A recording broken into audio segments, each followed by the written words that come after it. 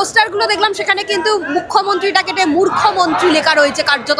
সুতরাং আপনাদের কাছে মুখ্যমন্ত্রী এই রাজ্যের প্রধানের আর কোনো দাম নেই বলছে? না, মূর্খমন্ত্রী তো, যে মূর্খমন্ত্রী বলে নাকি উত্তরপ্রদেশ থেকে জল ঢুকেছে কলকাতায়, ও মূর্খই মন্ত্রী। উনি মন্ত্রী হওয়ার যোগ্যই নয়।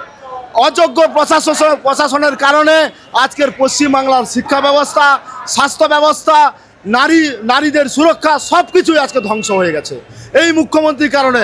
কারণ যার কথার মধ্যে বৈষম্য দেখা যায়, আমরা তো বলবো মানসিক ভারসাম্যহীন নয়, ইনি যদি মানে কি বলে তার থেকে উন্মাদ উচ্ছৃঙ্খল যদি হয়, ইনি হচ্ছে আমাদের সেই মুখ্যমন্ত্রী, যেই কারণে পশ্চিমবাংলার প্রত্যেকটি শ্রেণীর মানুষকে আজকে পথে নামিয়ে দিয়েছে। আজকের আমরা যোগ্য হয়ে 7 মাস চাকরি করছিলাম, 7 মাস আমাদের আজকে বেতনহীন অবস্থায় 7 বছর চাকরি করার পরেও আমরা আজকে বঞ্চিত হয়ে রাস্তায় বসে আছি। কেন বসে আছি? এই সরকার চুরি করেছে, এই সরকার দুর্নীতি করেছে, সেই দুর্নীতির দায়ে আমাদেরকে নিয়ে আজকের আমাদেরকে রাস্তায় নামতে হয়েছে। আমরা বলবো না উনি মূর্খমন্ত্রী না উনি অযোগ্য মুখ্যমন্ত্রী, সেটা সবাই বলে দেবে। কারণ এই রকম হতে পারে না। 7 বছর চাকরি করার পরে আমাকে আবার বলছে যোগ্যতার পরীক্ষা দিতে হবে। এবং আমরা দেখেছি এই পরীক্ষা ব্যবস্থা একাদশ, দ্বাদশ এবং নবম দশমের যে পরীক্ষা হয়েছিল, বহু পরীক্ষার্থী পরীক্ষার হলে দেখেছি আমরা মোবাইল নিয়ে ঢুকেছে। আমরা এটা দেখেছি, বহু জায়গায় হয়েছে, কোশ্চেন বহু জায়গায় বহুজন পেয়েছে। আমরা জানি এই সরকার ঘুর পথে বিভিন্ন অযোগ্য শ্রেণীর তাদের ক্যাডারদেরকে তাতে আবার নিয়োগ দেওয়া যায়। তার আপনি তো গ্রুপ সি গ্রুপ ডি কর্মী, উনি বলেছেন যে যারা শিক্ষক পদে নিয়োগ করতে পারবো না তাদের শিক্ষা কর্মী হিসেবে কাজ দেবো। আচ্ছা আপনি বলুন, আপনি যোগ্য, আপনি অযোগ্যদের বসতে দেবেন নিজের জায়গায়? না, আমি তো নিতে নিব না। দেখুন, একটা পরীক্ষা হয়েছে একাদশ দ্বাদশ, আমিও পরীক্ষা দিয়েছিলাম, ওই প্রত্যেকটি সাবজেক্টে কোশ্চেন ভুল আছে। এই যে পোস্টার, আমি পোস্টারে দেখতে পাচ্ছি যোগ্য শিক্ষাকর্মীদের রক্ত খেকো প্রশাসন এবং একটা কার্টুনের ছবি দেওয়া রয়েছে। কার্যত কোথাও গিয়ে কি একেবারে মুখ্যমন্ত্রীকে উদ্দেশ্য করে এই পোস্টার? মুখ্যমন্ত্রী কেন, আমাদের পুরো বিচার ব্যবস্থার প্রতিও আক্ষেপ আছে। কারণ প্রথম থেকে আমি যদি বলি ম্যাডাম, সুপ্রিম কোর্টের যিনি বিচারপতি মাননীয় সঞ্জয় কুমার রায়, অ্যাকচুয়ালি ওনার ইগোর জন্যে আমাদের আজ ফুটপাতে বসতে হয়েছে। আমরা তো স্বাধীন দেশের নাগরিক, আমরা বলি মেরা ভারত মহান। আমরা তো এখন বলবো তো ইংরেজ শাসনের থেকে ভয়ঙ্কর। আমাদের মুখে কোনো দিন এই কথা উচ্চারণ হবে না যে মেরা ভারত মহান।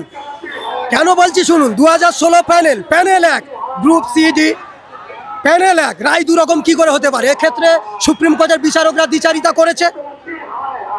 আমরা নিচুতলার কর্মচারী, তাই আমাদের প্রতি এই করলো। এত ঘুষের মধ্যেও আমাদের চাকরিতে আমরা পেয়েছিলাম।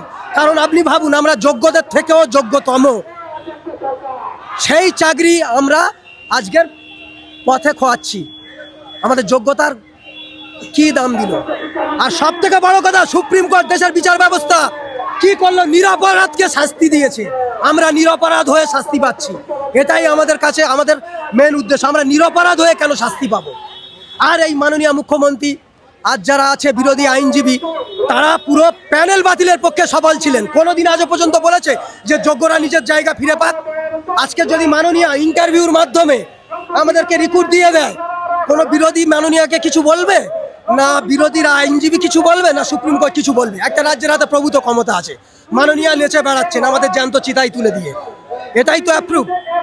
আর বলি আপনাকে, মোটের উপরে সব থেকে এখানে অবাক লাগে এই যে মাননীয় অযোগ্যদের হয়ে কথা বলছেন, তাদের গ্রুপ সিটিতে চাকরি দেবে, আর আমরা যারা যোগ্য আমাদের হয়ে কোনো কিছু নেই। তাদের শিক্ষক দিবসের দিন এই অ্যানাউন্সমেন্ট করেছে, বলছে বেচারা অযোগ্য। হ্যাঁ, ওদের তো মনের মনি কোথায়, হৃদয়ের অন্তরালে ওদের জন্য আলাদা একটা মনের মনি কোথায়, ওদের জন্য আলাদা একটা জায়গা রেখেছে।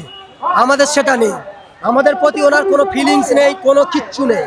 আর যদি সত্যিই ফিলিংস থাকতো, আগের দিনে আপনি শুনুন না, ম্যানেজিং কমিটি স্কুলের গ্রুপ সিটি রিক্রুট করতো, একটা ম্যানেজিং কমিটি রিক্রুট করতো। মাননীয় কেন পারেন না এই যোগ্যদের ইন্টারভিউর মাধ্যমে ওদের পূর্বের জায়গায় ফেরত দিতে? এখানে তো ড্রামাবাজি চলছে। আমরা হচ্ছি রাজনৈতিক শিকার। বিভিন্ন দল, বিভিন্ন সব দিক থেকে, দেশের বিচার ব্যবস্থা থেকে সব দিক থেকেই আমরা মানে কি বলবো, বলির পাঁঠা হয়ে গেছি। ওই যে বলে না, ত্রিশূলের উপর পিঠ রেখে আর গালে জল দেওয়া, সেই অবস্থায় আমাদের রেখেছে। এই তো বিচার। মুখ্যমন্ত্রী বলছে আমি তো চাকরি দিতে চাইছি, কেউ একটা গিয়ে কোর্টে মামলা করে দিচ্ছে। 100টা কথায় 100টা মিথ্যে। ওনার মতো নির্লজ্জ বেহায়া মুখ্যমন্ত্রী পশ্চিমবঙ্গ তথা শুধু পশ্চিমবঙ্গ কেন, ভারতবর্ষের ইতিহাসে কলঙ্কিত নাম হয়ে আছে, যে অযোগ্যদের পাশে থাকে, চোরেদের পাশে থাকে। আজকে আমরা কি অপরাধ করেছি? আমাদের 7 মাস বেতন নেই, তার উপর পড়াশুনো, আমরা খাবো কি, পড়বো কি? তারপরে কম্বাইন্ডের সিলেবাসের কোনো শেষ আছে? টিচাররা নিজের সাবজেক্টে পরীক্ষা দিল, 5 লাখ পরীক্ষা একটা সাবজেক্টে। কম্বাইন্ডের সিলেবাসের কোনো শেষ আছে? সংবিধান থেকে, খেলাধুলা থেকে আরম্ভ করে ভাস্ট সিলেবাস। সেখানে আমাদের পেটে ভাত নেই, আমাদের আবার পরীক্ষা নামক হাত পেতেছে, পরীক্ষা নিয়েই পাপ ধুয়ে ফেলবে। মানে কি বলবো, একেবারে নির্লজ্জ বেহায়া এরকম। এইবারে রেজাল্ট বেরোলে যদি আপনাদের নাম না আসে, আপনারা বৃহত্তর আন্দোলনে কি যাবেন? বৃহত্তর কি, দেখুন মানুষের দীর্ঘদিনের জমে থাকা ক্ষোভ, পুঞ্জীভূত বেদনা যখন তার বাস্ট হয় তখন কি ঘটে বলুন তো? বিপ্লব। আমি বলে রাখছি, আমাদের জায়গা আমরা যদি ফিরে না পাই, আমরা সশস্ত্র বিপ্লবের পথে এগোবো।